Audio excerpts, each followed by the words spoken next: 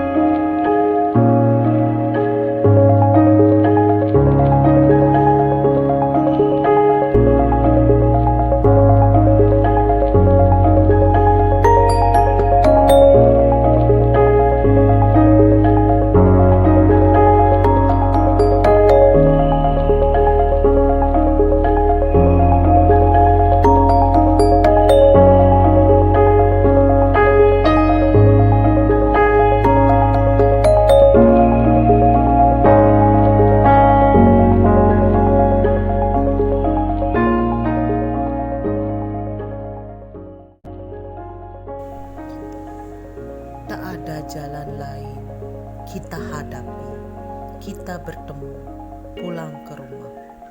Hadapi amarah kakak laki-laki, mengharap kakak laki-laki mengerti, mengharap akan dimaafkan.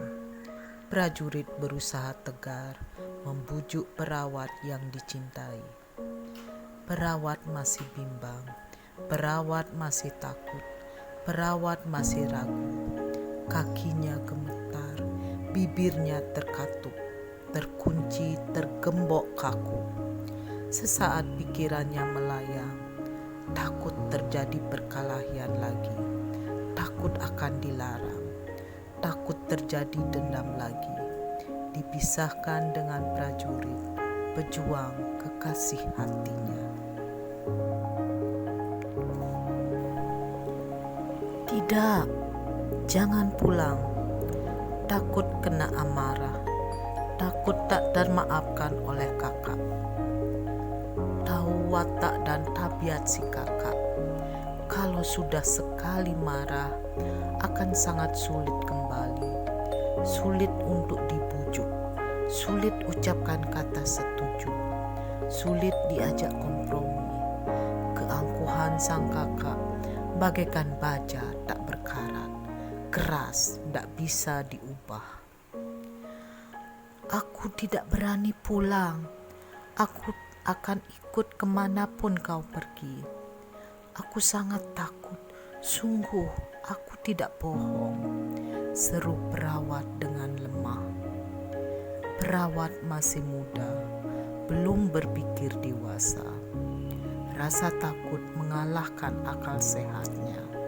Cinta mengalahkan nuraninya. Keluarga dipertaruhkan. Tinggalkan keluarga yang dicintai. Mencari keluarga baru. Prajurit membujuk. Prajurit berpendapat. Mencari jalan keluar. Prajurit akan hadapi. Prajurit dapat meredam amarah. Prajurit akan berkata baik-baik. Prajurit akan mengalah. Mari pulang ke rumahmu, kata prajurit lembut mendesah. Sangsi masih meliputi hati perawat. Bimbang dan ragu memenuhi benaknya. Tetap berkata, "Tidak, aku sangat takut." Akhirnya prajurit menyerah, mengajak perawat pergi ke rumah prajurit. Kawin lari menjadi pilihan berdua. Berdua menyusuri jalan antara Badung dan Tabanan. Dengan perasaan tak menentu, prajurit berpikir. Sepanjang jalan mereka-reka alasan. Alasan apa yang akan dikatakan untuk keluarga? Pulang membawa anak gadis. Tapi jiwa prajurit pemberani akan aku hadapi. Tetap tetap menawan dan tetap gagah di hadapan gadis yang dicintai. Tiba di rumah prajurit, perawat merasa asing dengan tatapan orang-orang yang baru dikenalnya. Surat dilayangkan ke rumah perawat oleh beberapa orang yang diutus sebagai adat yang sudah berjalan, menjelaskan bahwa perawat sudah menjadi milik orang.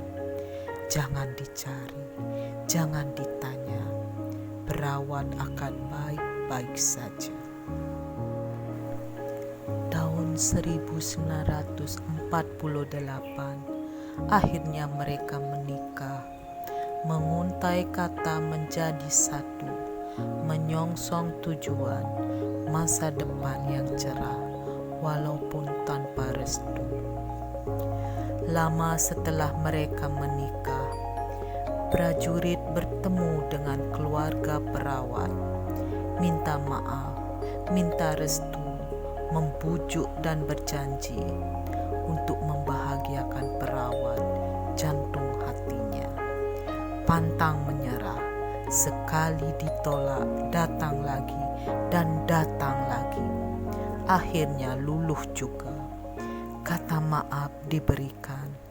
Keakraban terjalin antara prajurit dan kakak laki-laki perawat.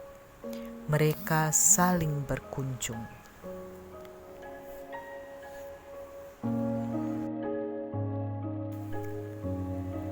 Tahun 1950, anak pertama lahir. Disusul anak kedua tahun 1952. Anak ketiga lahir di tahun 1954. Selanjutnya anak keempat lahir tahun 1955. Disusul anak kelima tahun 1958. Anak keenam lahir di tahun 1961. Anak ketujuh pun lahir di tahun 1963. Tahun 1965 lahir anak kedelapan. Di tahun 1967 lahirlah anak kesembilan. Tanpa ragu-ragu anak ke-10 lahir tahun 1969. Tanpa disangka lahirlah anak ke-11 di tahun 1971. Melengkapi kebahagiaan mereka berdua, cinta kekal abadi selamanya, sampai maut memisahkan mereka masing-masing.